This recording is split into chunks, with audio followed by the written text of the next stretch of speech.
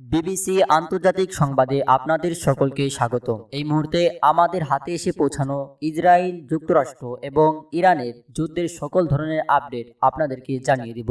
শুরুতেই সংবাদ শিরোনাম, এরপর বিস্তারিত। ইউরোপে মোতায়েন মার্কিন সেনার সংখ্যা কত? তারা কেন সেখানে অবস্থান করছে? ট্রাম্পের অন্ধকার যুগ যেভাবে বিশ্ব রাজনীতিতে নতুন ধারার জন্ম দিচ্ছে। মার্কিন সেনা প্রত্যাহারের সিদ্ধান্তে যা ভাবছে জার্মানরা। দর্শক, এতক্ষণ শুনছিলেন সংবাদ শিরোনাম, এখন বিস্তারিত।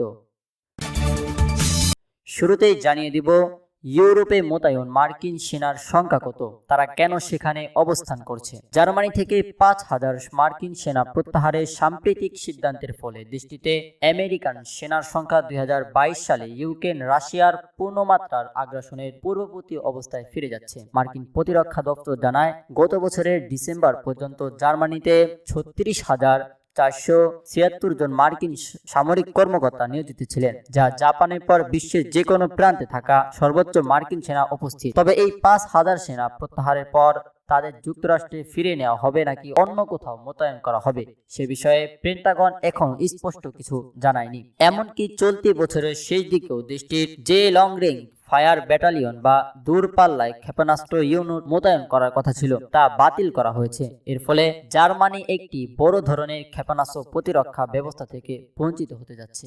অতীতে তাকাতে গেলে দেখা যায় ২০২২ সালের ফেব্রুয়ারিতে রাশিয়ায় যখন ইউক্রেন আক্রমণ করে তার মাত্র কয়েকদিনের মাথায় তৎকালীন প্রেসিডেন্ট জো বাইডেন জার্মানিতে অতিরিক্ত ৭,০০০ মার্কিন সেনা মোতায়েন অনুমোদন দিয়েছিলেন।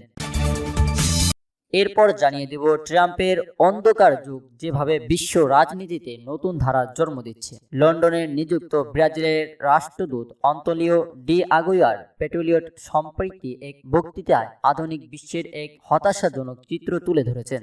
তার মতে, বর্তমান পৃথিবী বৈশ্বিক উন্নয়ন, পরিবেশের বিপর্যয়, একের পর এক যুদ্ধ এবং লাগামহীন সামরিক বাজেটের মধ্যে সংকটে জর্জরিত।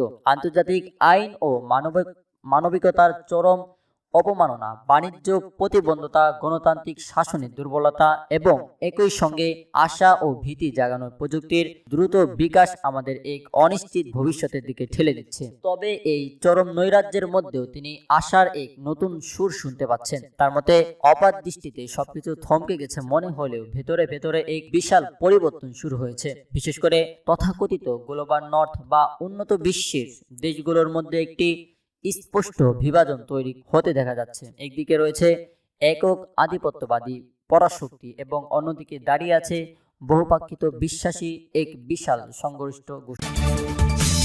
সর্বশেষ জানিয়ে দিব মার্কিন সেনা প্রত্যাহারের সিদ্ধান্তে যা ভাবছেন জার্মানরা। মার্কিন প্রেসিডেন্ট ডোনাল্ড ট্রাম্পের প্রায়শই এমন আক্রমণাত্মক কথাবার্তা বলার অভ্যাস থাকলেও জার্মানি থেকে মার্কিন সেনা প্রত্যাহারের সাম্প্রতিক সিদ্ধান্তটি ল্যান্ডটুস্ট শহরে মানুষের উপর এক বড় ধরনের বজ্রপাতের মতো আঘাত এনেছে। দক্ষিণ পশ্চিম জার্মানির এই ছোট্ট শহরের একটি হাই স্কুলে কর্মরত ৪৫ বছর বয়সী নাদিন ফার্মট তার অনুভূতি প্রকাশ করতে গিয়ে বলেন, ট্রাম্পের এই সিদ্ধান্তের কথা শুনে তিনি সত্যি স্তব্ধ হয়ে গিয়েছিলেন। যুক্তরাষ্ট্রের বাইরে সবচেয়ে বড় মার্কিন সামরিক সম্প্রদায়ের কেন্দ্রবিন্দু থাকা এই শহরের বাসিন্দারা এমন পরিস্থিতির জন্য একেবারেই প্রস্তুত ছিলেন না। যদিও এর আগেও সেনা সংখ্যা কমানো বা মার্কিন সেনা পুনর্নিবাস নিয়ে আলোচনা হয়েছে, তবে এবার ট্রাম্পের ক্ষোভের বহিঃপ্রকাশ এবং সরাসরি হুমকি দেওয়ার সুর ফার্মন্ট ও তার প্রতিবেশীদের রীতিমতো চমকে দিয়েছে।